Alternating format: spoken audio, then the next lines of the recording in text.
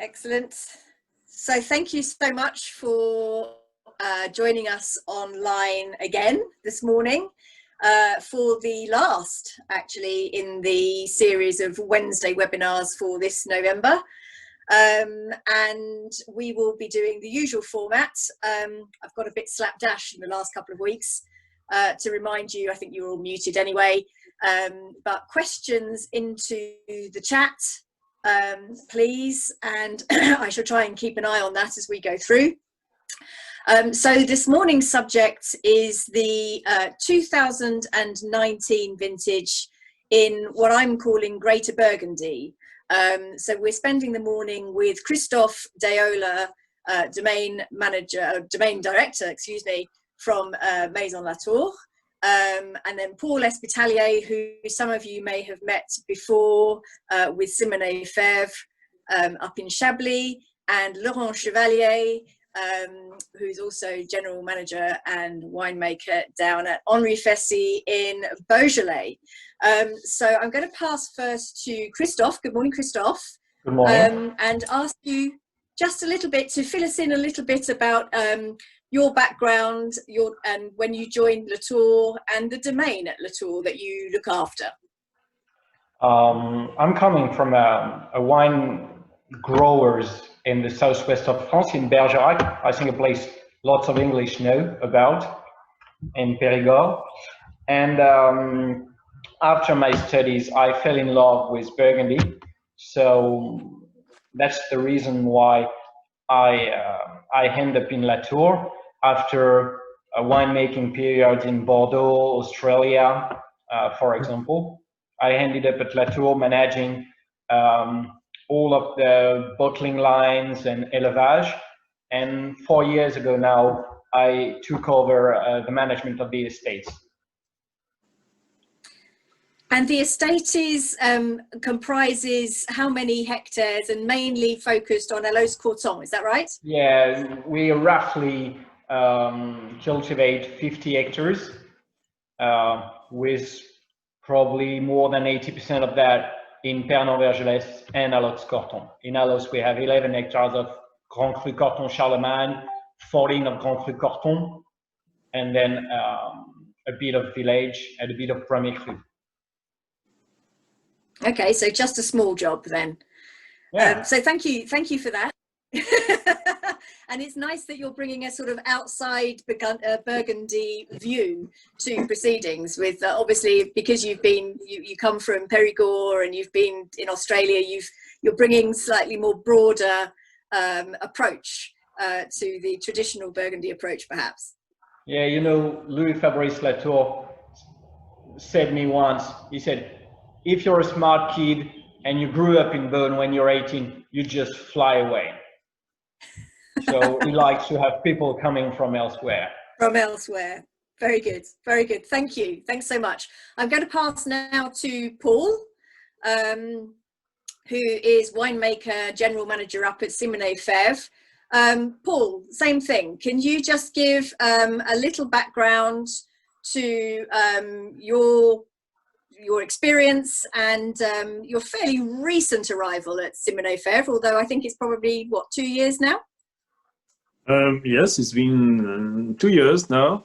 It's my second vintage in Simonnet-Febvre. But before arriving in Burgundy, I started my career in the Tarn region, in the southwest of France, where I stayed 10 years in a big cooperative, making a lot of different types of wine, white wines, red wines, rosé, sparkling, and so on. After that, I went to Jura, where I spent again a bit more than 10 years in a big winery making sparkling wines of Jura, but also still wines like Vin Jaune, Vin de Paille, Chardonnay, Savagnin.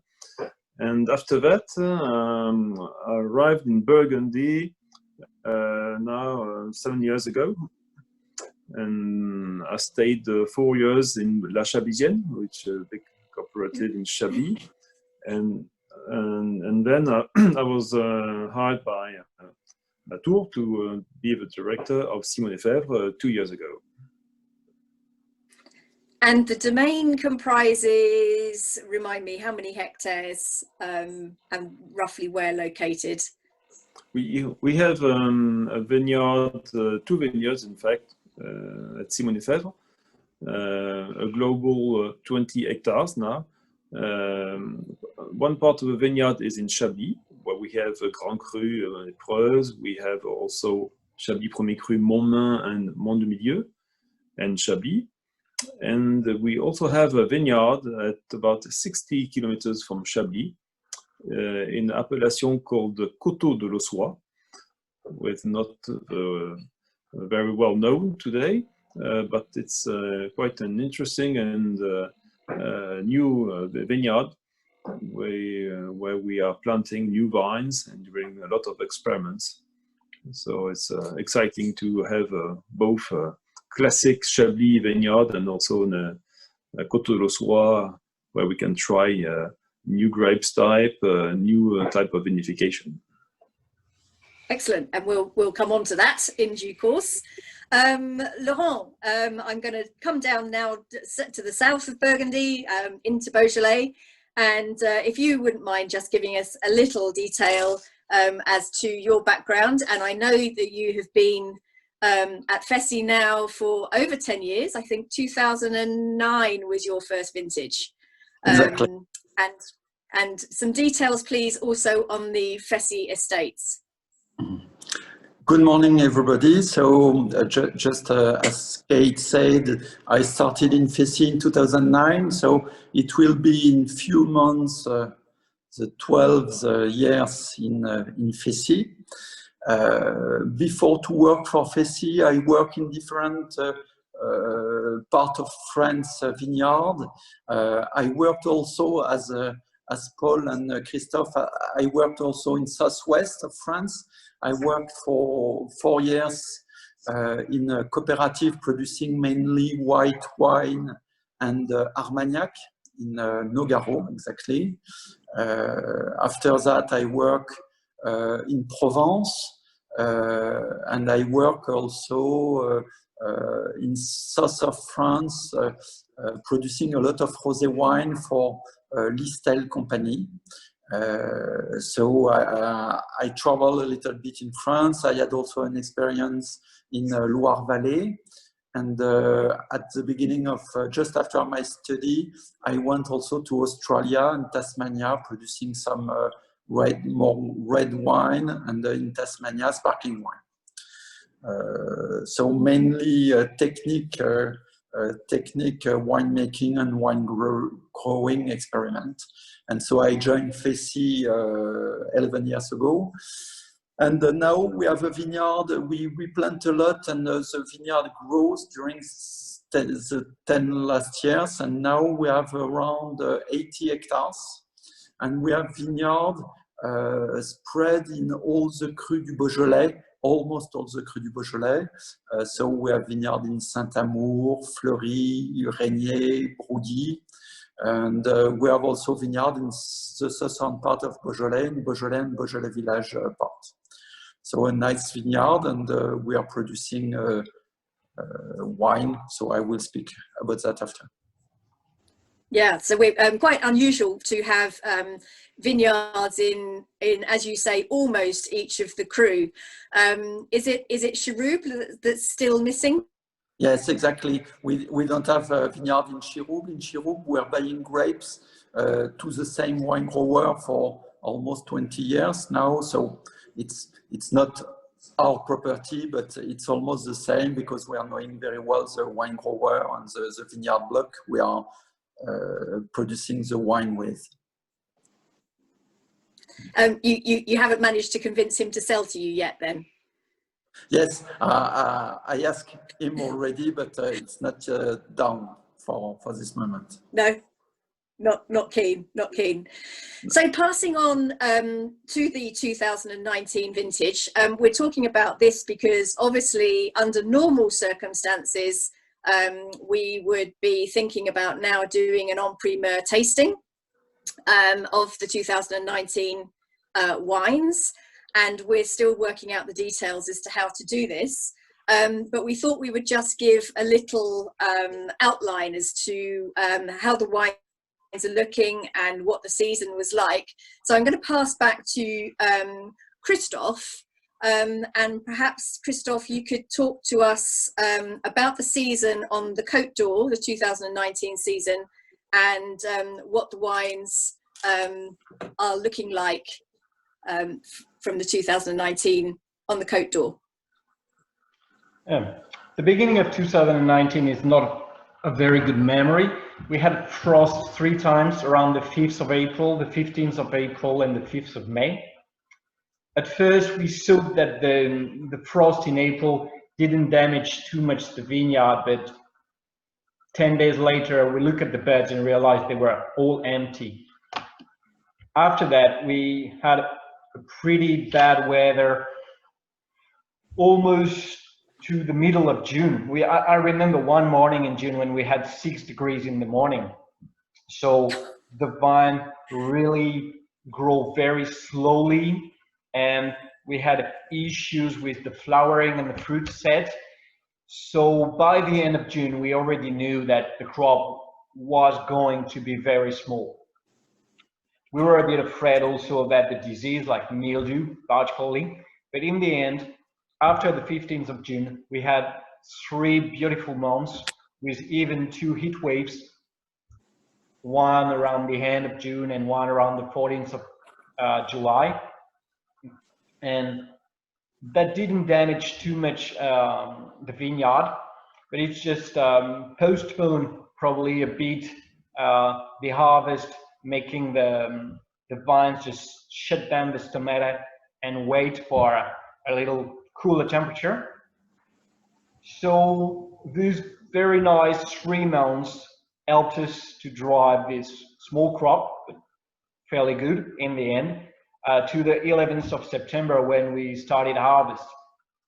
So the good news is, even if we had like a quite beautiful and hot summer, because of the frost, we ended up starting harvest a bit later than the previously 2020, 2018, 2017, where we started at the end of August or the beginning of September. Here we came back to a more traditional timing.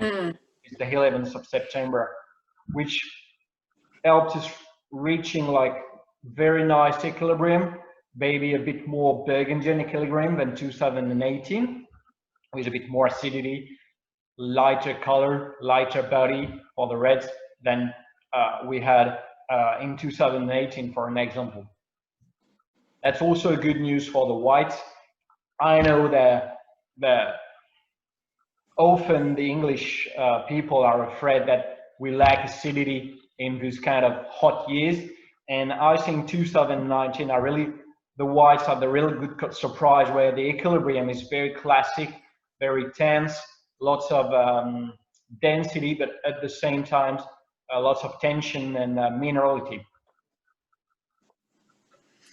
And was there a big difference between wines from the Côte de Beaune and wines from the Côte de Nuits? What are your thoughts on that? I think the Côte de Nuits had less frost because the vines had less advance at the timing of the frost, when the frost occurred, and they probably had a bit more rain too. So we have more density, full body wines in the Côte de Nuits, where the Côte de Beaune is more in a lighter, more maybe classical style of Burgundy. That's for the red. And the whites, sort of across the board, I know you said the other day they're quite a nice surprise. Yeah, they're really a nice surprise in the sense of where we have, because of the small crop, you have quite a high density of the wines, lots of concentration, but at the same time, because of a rather late, for now, harvest, we have a very nice balance between tension, minerality, and whose body brought by the small crop. And I think that's true. You'll see that with Paul, but probably from Chablis down to Macon. Okay, great. And so the red's bit lighter in style, probably more early drinking than the 2018s, and the whites perhaps will benefit for a bit. I'm generalizing massively here, but yeah, they're probably in terms of concentration sitting between 2017 and 2018.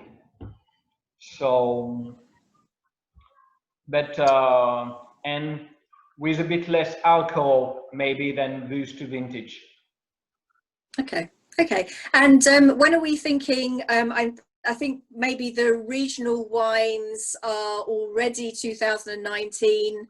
I think some of the Macon wines are already 2019, but the Premier and Grand Crus will be released early next year? Yes, we've started to bottle them and we will put them on the market. They should be, all of them should be bottled and on the market by the end of March now. And okay, so most of them are already on the market. Great, thank you. And next I'm going to go to Laurent, who had a slightly different experience down in Beaujolais.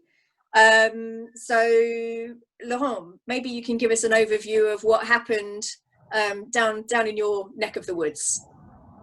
Yes, so we are not so far from Burgundy and Vineyard. We are in South Burgundy in Beaujolais.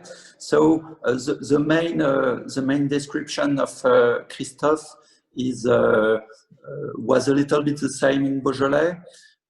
We have a warm winter, so the vineyard started very early, but after that we had a spring not very nice, with rain, with not very warm weather, and so we lost the advance we had in the vineyard during the spring. And after that we had a very nice summer. After July, August, and September as well, it was very warm, very nice weather, dry weather, and so the quality at the end was very interesting in the vineyard. What I usually say, it's very simple. It's not totally exact, but it's very simple. Is to say at the beginning, between March to June, and the flowering in June, you're doing the quantity in the vineyard, and the end, July, August, you're doing the quality. And so we had a very nice weather during July and August, and the quality is really nice, but the quantity is not as big as a normal crop, to be simple. To speak more on the harvest, we start exactly the same day, the 11th of September, and it was a nice vintage. The maturity changed very fast at the end, and so we had good alcohol degree on the main part of our cru, and the balance of the wine is a good balance, with a nice concentration, but also we still have some acidity at the beginning, so a good balance vintage.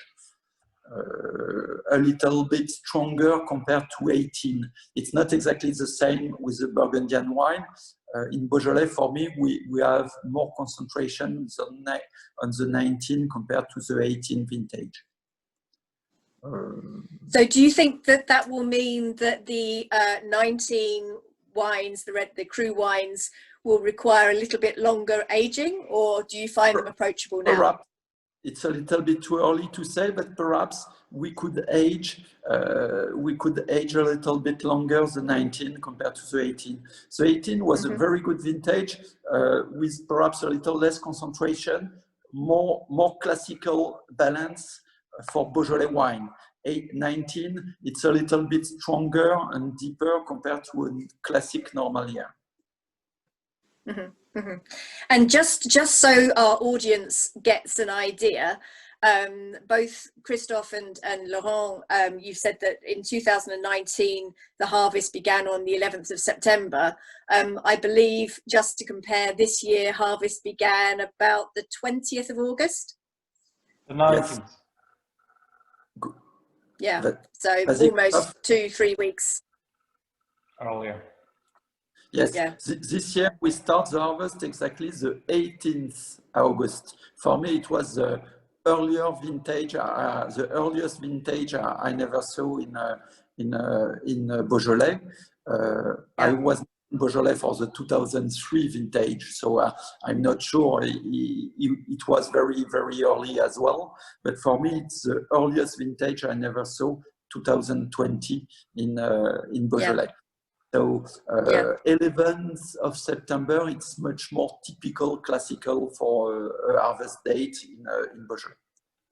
Yeah.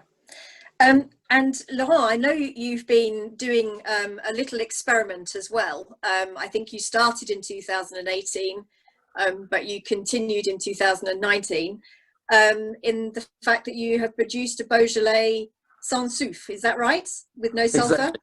Exactly. It was the second year we are doing this really special winemaking.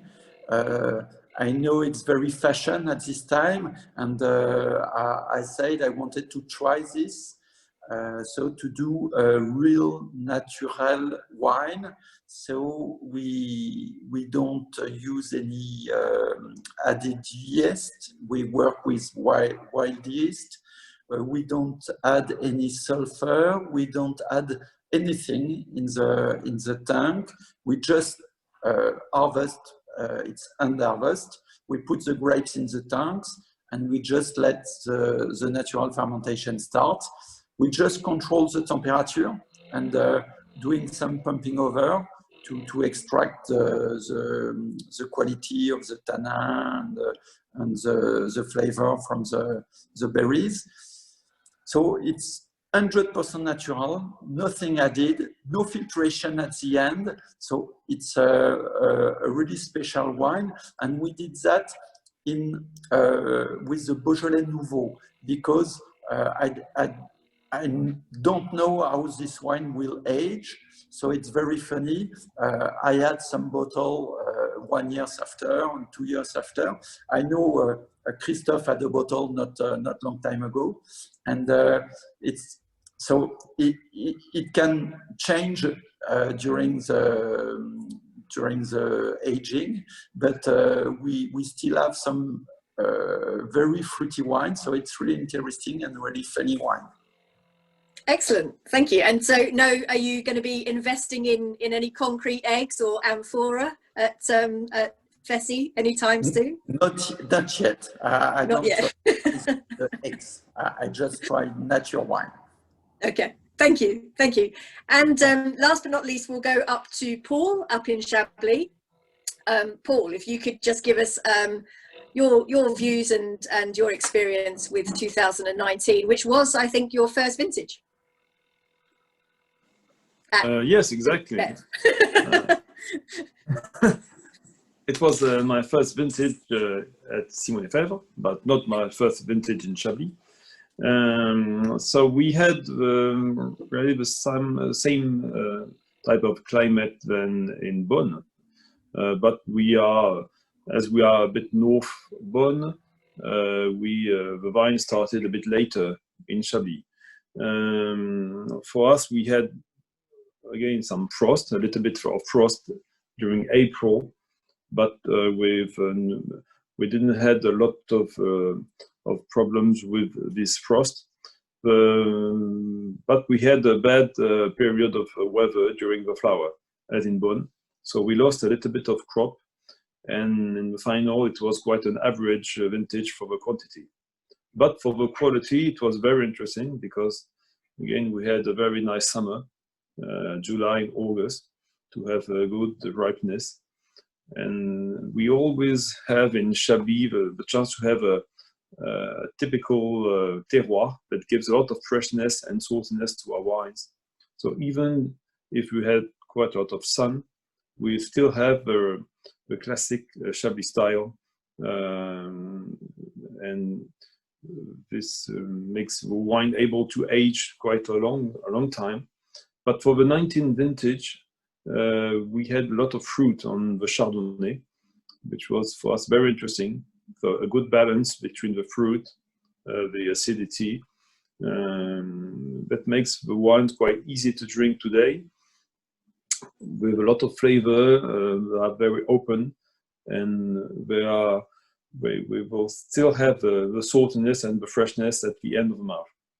So for us, the Chablis was a very good vintage, and in particular for the terroir of the left bank, like the Premier Cru Montmain, for example, which is one of my favorite Premier Cru, because in this terroir, usually they are more fresh than the right bank. So when we have more sun during the summer, we have more ripeness at the end, and that makes this wine very interesting. Thank you. So you feel that the wines are perhaps more approachable now than normally would be for young, particularly the Premier Cru and the Grand Cru wines? Exactly, yes. Because on fresh, if you have a fresh year, the wine from the left bank needs to age a few years to have a good balance. But with the change of weather and global warming, we have a change of style of wine in Chablis, and we have more and more fruit, more roundness, and that makes a good balance for our wine. So it's quite interesting for us. I have to apologise. They're constructing scaffolding in my next door neighbour, so I may have to mute myself at times. There's Okay. There's some very strange noises coming from my end. So thank you, Paul. And just a little word on the Ossois. How was the vintage up there, or up there across in the Ossois? And I know that you did something unusual this year. So do you want to just talk briefly about what you did? Yeah, for the vineyard in Auxois, usually it's the last. We harvest the vines of the Auxois at the end, because it's quite high in altitude, and so we have a fresh climate there. And for the 19th vintage, again, it was interesting for us because we have a lot of ripeness on these wines.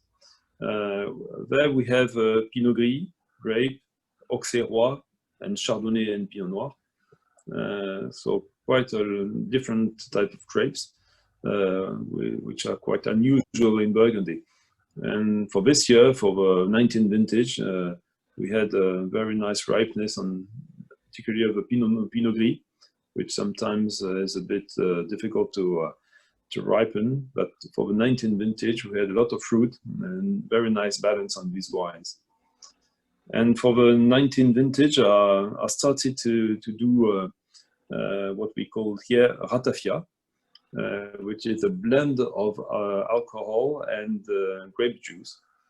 And this is quite a kind of experiment. But we made a blend of Auxerrois and Chardonnay to do this ratafia. And after 1 year of aging in barrel, the result is quite interesting. And we are going to bottle it in a few days now.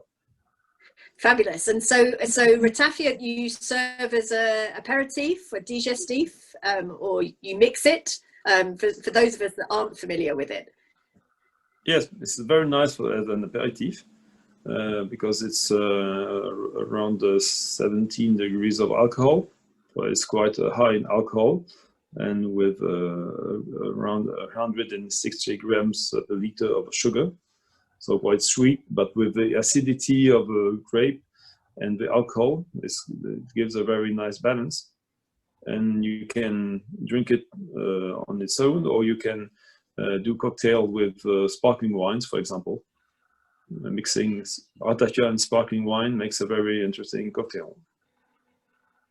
Excellent. Sounds delicious. We wait with anticipation for when we can have a taste of that. And the conversion to organics, is that progressing? Just going on to 2020, has that continued on okay? Are we managing to keep on track? Well, we started a new range of organic wines with 18 vintage. This was made with some suppliers we have, which were organic producers, but we will start switching a little bit of our vineyards to organic culture too. Fantastic. And so when will that conversion sort of be complete? Is it a three-year process? It's a minimum of 3 years, and so as we will start this for this vintage, it will mean a minimum of 3 years if everything is going well. But excellent. In Chablis, it's quite a challenge to do organic wines. I'm sure, yes. Climatically, it will be a slightly interesting diversion for you, indeed. So I'm now going to ask each of you to choose your favourite child or choose your favourite wine from the 2019 vintage. So Christophe, what's your standout wine from 2019 and why? I think it's the Burgundy Premier Cru en Caradoux. Burgundy en Caradoux used to be a bit overlooked by the people within the estate because it's a bit in the shadow of the Corton Hill. And I think it's a place where maybe Chardonnay used to struggle a bit to ripen perfectly. But probably in the last 10 years, it's the place that really had the most benefits from global warming. And nowadays, I think it's a perfect mix of ripeness and tension, acidity. And so in 2019, which was a surprisingly good vintage for the whites, I really enjoy again this Burgundy. Sounds fantastic. And is this a wine that we will be able to drink early on, Christophe, or is this something that will need some time? I would say 18 months, 2 years after bottling, it should be perfect. I look forward to it very much. And Paul, you mentioned already that the left bank wines were amongst your favourites.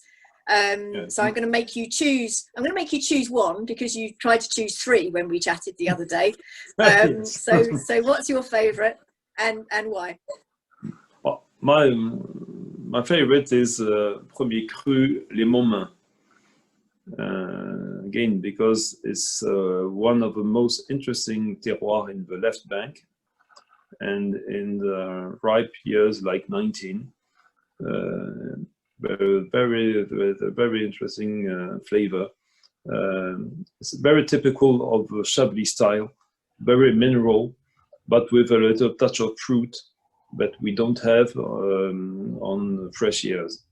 So for me, the Montmain 19 is my favorite because it's very typical from the Chablis, with a lot of freshness, a lot of length, and it's a wine that you can taste very nice today, but which will be able to age 3 or 4 years. Fantastic. I'm going to add that to my list, my Christmas shopping list. And Laurent, can I pass to you? I know what your favourite wine is normally. So are you going to change, or is it going to be your usual pick? Yes, it's my usual pick. Sorry for the sun. It's really sunny today, and when I'm not at the right place today. Yes, just from my window, not this one, but the other one, I can see the vineyard block, Brouilly-les-Brûlés. And Brouilly-les-Brûlés, it's a small vineyard block. And every year, we get a fantastic Brouilly with a balance, for me, really perfect, with acidity at the beginning, and after we have a silky tannin, a deepness in the wine, and every year, each vintage is different, but every year we really have a special wine in this vineyard block. We are always doing a special winemaking, not a special winemaking, but we are isolating this vineyard block. It's called Les Brûlés because very often when you have storm, the lightnings coming in these vineyard blocks and could burn some vines. It's not every year, but it happens. And so we think you have in the soil some iron or something else which makes the lightning coming in this special vineyard. So the name Les Brûlés means burns, coming from that. And in 2019 again, the balance is great, and so it's my favorite wine for this vintage again. And Brouilly is always the heart of Henry Fessy, because, as you say, it's the vineyard that is right outside your window, with Mont de Brouilly in the distance. I can imagine it as we're talking today. Thank you, Laurent. Thank you, chaps, all three of you. It's been most interesting talking to you about this vintage. There's been a couple of questions, and I'm just going to touch on it briefly, but we will be looking at doing some sort of tasting in January, and whether it's in person or whether we make it cyber or whatever, but we'll be coming out with plans for that in due course, and we'll obviously let you know as to what we're going to do. If anyone has any questions, please wave at me or put your hand up now so that we can go, but otherwise I'm going to wrap up. Say thank you so much to Christophe, Paul and Laurent. It's been most interesting. Apparently Maggie has asked about red Burgundy and Beaujolais. Maggie? I can't see a question. Hold on. Sorry, I was just being lazy. I was trying to remember whether Louis Latour does a red Burgundy and Beaujolais, and if so, what that was like this year.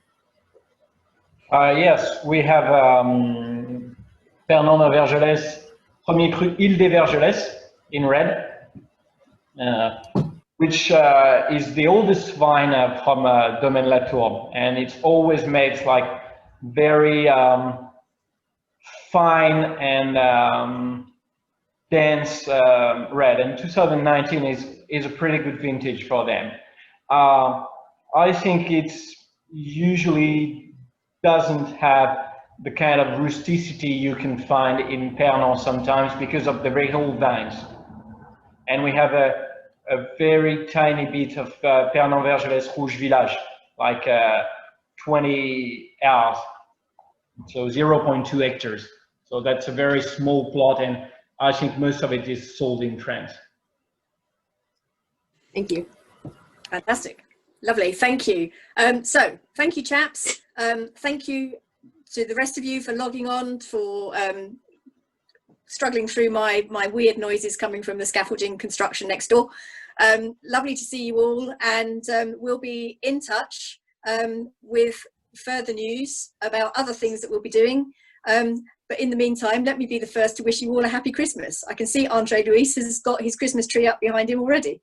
So have a good one, everybody. Thanks so much, and see you all soon. Take care.